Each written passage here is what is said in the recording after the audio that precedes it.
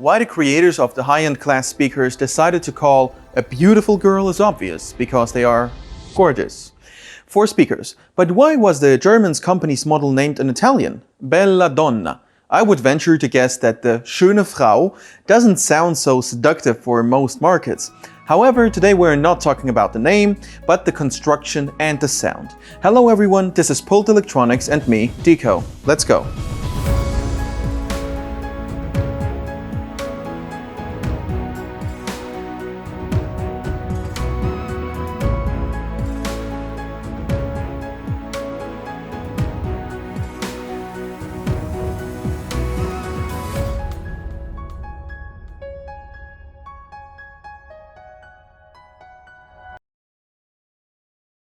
This model appeared not so long ago. The first samples reached stores at the beginning of this year, so we have the freshest, in which you can find all the best technologies of HECO and you cannot find any compromises in design and finish.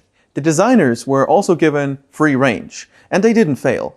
By the way, should these speakers seem a bit familiar to you, and therefore the thought creeps in that the BellaDonna is a luxurious modification of the audiophiles adored HECO Celan Revolution 3? No, it's only an outward resemblance within the overall corporate styling. The speakers for the BellaDonna are designed virtually from scratch, as are the separation filters and cabinets. And great floor stands about 60 cm high with aluminum flat columns and thick MDF boards. Each stand weighs 15 kg and is attached to the speaker. The combined weight of the speaker and stand kit is about 32 kg. Once again, one set. So the stereo pair weighs 64 kg along with the stands. Not bad for a formal shelf speaker. And the total height of the speakers on the native stands is about 1.1 meters, which is optimal for most listeners. The BellaDonna speakers themselves are an uncompromising design. Very large and extremely massive cabinets with a height of 45 cm are made of MDF. The thickness of some panels is up to 25 mm. Additional struts and internal damping are a matter of course in this class of product. The exterior of the cabinets is polished and painted with silver metallic enamel, and the sides are decorated with natural cherry veneer. 2 drivers are used in each speaker.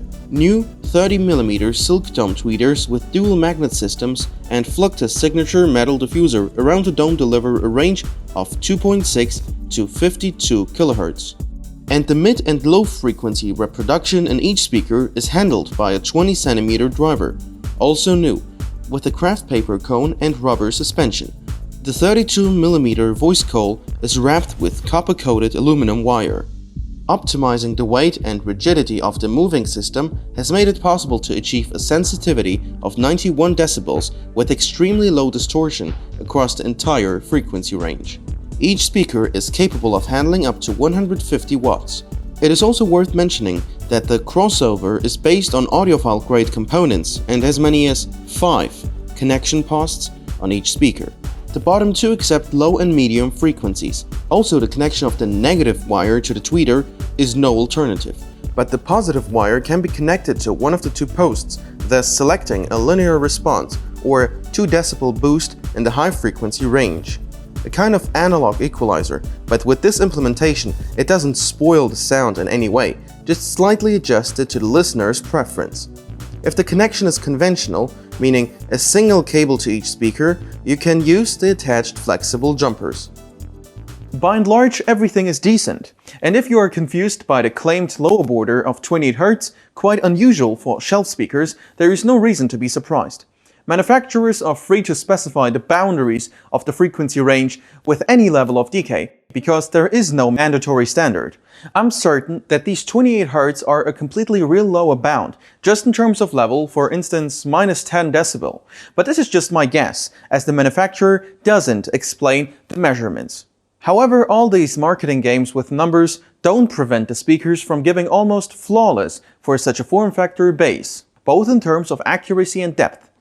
On the whole, in sound character, these speakers are 100% HECO, in a good way. If you compare the sound of BellaDonna with the already mentioned audiophile bestseller of the company of the same format, HECO Celan Revolution 3, then the BellaDonna has the same adjusted, accurate and confident feeding with preservation of excellent articulation, even on the most difficult fragments. But at the same time, the sound resolution, the quality of scene building, the texture of voices and instruments in BellaDonna are on a much higher level. As if after the CD, you would play the same track not just in DSD or MQA format, but change the signal source to a higher class device.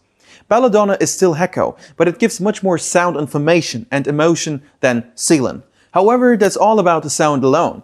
In design and materials applied, there is no longer just a big step between the two models, but really drastic differences, even despite the assembly of the BellaDonna in China. But as HECO representatives told us in a friendly chat, the BellaDonna uses numerous expensive components, plus impressive size and weight. And this is the piece of materials and logistics. By the way, when they brought us these speakers to review shooting, I initially thought they were two mid-sized refrigerators. Two massive boxes, each weighing about 40 kilograms. So with European assembly, the price tag would have been higher, and much higher. So that's all the logic behind it. Is such a compromise appropriate for the flagship model? Or is the price more important? Please let us know in the comments. However, I'm pleased to say that the final product, those BellaDonnas, turned out really impressive. Although, as usual, I'm not suggesting that you take my word for it. I recommend that you listen to those speakers and create your own opinion.